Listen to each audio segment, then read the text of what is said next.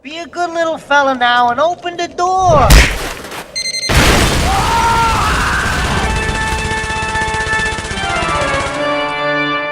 Keep the change, you filthy animal. Welcome back to day 2 of Revenge of the Smelly. And today we are going to talk about a 1998 Michael Keaton film about a snowman, or at least more about a dad who winds up becoming a snowman to help his son, be more sort of not to himself. This movie being Jack Frost. And no, this is not the one about the killer snowman. Even though El-Rig Network has given a tribute to that. But, let me tell you something. I saw this film once as a kid. And I mean it. Once as a kid. But then, I never saw it again. Pretty strange, isn't it? I don't know what it was, but it's just...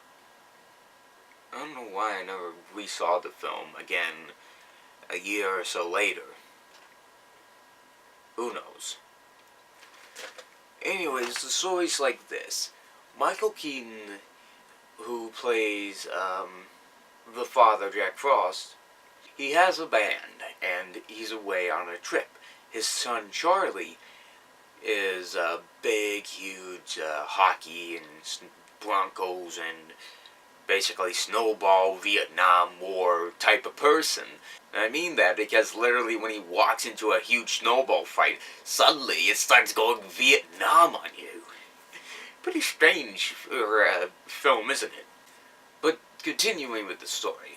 His father gives him what he calls a magic harmonica. One of his old harmonicas that, for reasons that are unknown, actually work. He, basically makes a promise to the kid that that wherever he is, he can hear the harmonica, and he'll come right to it. He makes a promise to Charlie that he'll make it to his hockey game, but at that time they're recording music, and of course he goes over the promise and records the music. He does it again by telling him he's going to go to the cabin in the woods that his family is going to go to. Essentially, halfway through his travel, he decides, you know what, screw it, he's going to send us the contract anyways, I'm just going to drive back.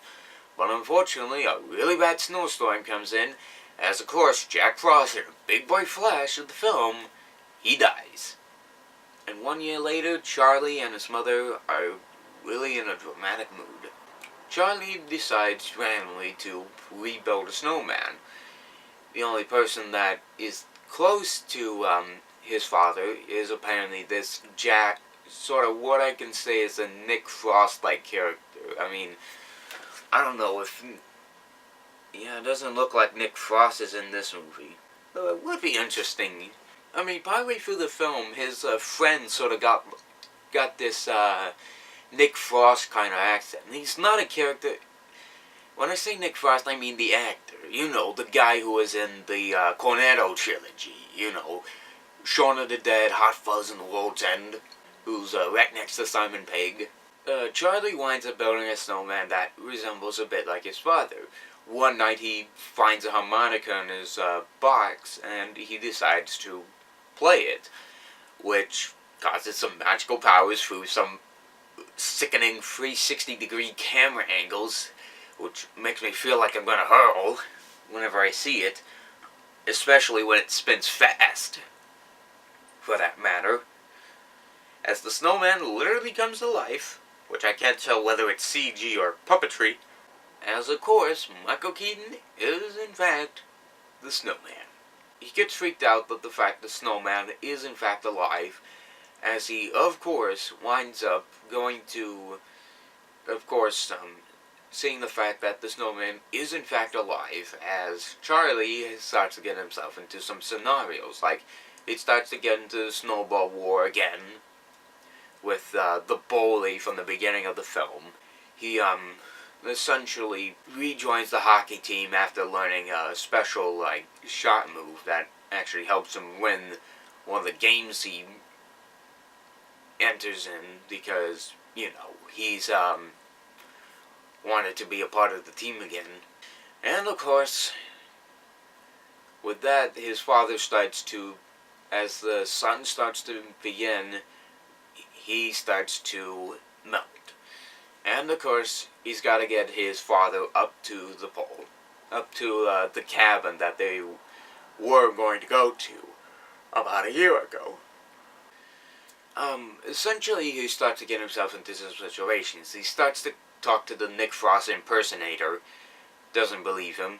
He talks to his mother who works at the bank, and he's like, I think my son's kind of loony. But so do I believe him. But then, randomly, he comes across the bully from the Snowball War, as of course, the snowman starts to, Keaton starts to talk to him.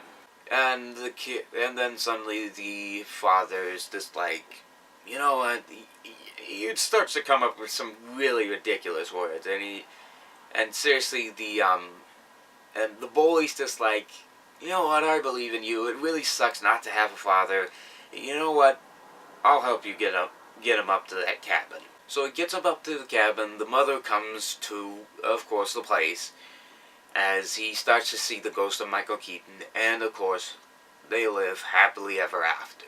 Certainly there was a lot of bit of yawns with the film. I mean, there are some personal traits of the film that really carry into the film, such as the father breaking the promise to the kid to do something else. That's one of the tropes. What else is there?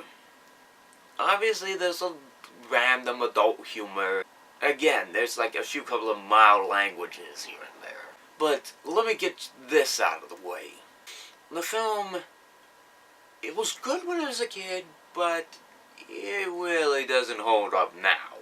If I had to choose between Jack Frost 1998 and Snowman from 1983, that animated short I talked to you about like a week or so ago, I would choose the Snowman. Because at least the Snowman was a masterpiece. It was kind of cool. It was pretty awesome. With this film, I don't know what else to say. It's sort of like having Andy Serkis in a foreign, German film. But it happened. The one thing I give props to is that one moment, one angle in this kid's room, we see what I believe is a chained-up Superman with Batman's cowl. I thought for a little bit, I'm just like, Michael Keaton should have came back as that. I mean, I could imagine the kids just seeing him, and he's like, oh, are you? And then he's like, I'm chained up Superman with Batman's head. That would be pretty brilliant. But no, of course, we get the weird snowman puppetry, CG, whatnot, and a Nick Frost impersonator. Well, Christmas is coming, and the goose is getting fat. Please to put a penny in the old man's hat. I'll finish up the rest of the lyrics tomorrow. But with tomorrow's episode, I'll get to the demonstration of something that people have started to say is the new animated equivalent of The Room. What is it? Find out tomorrow on Revenge of the Smelly.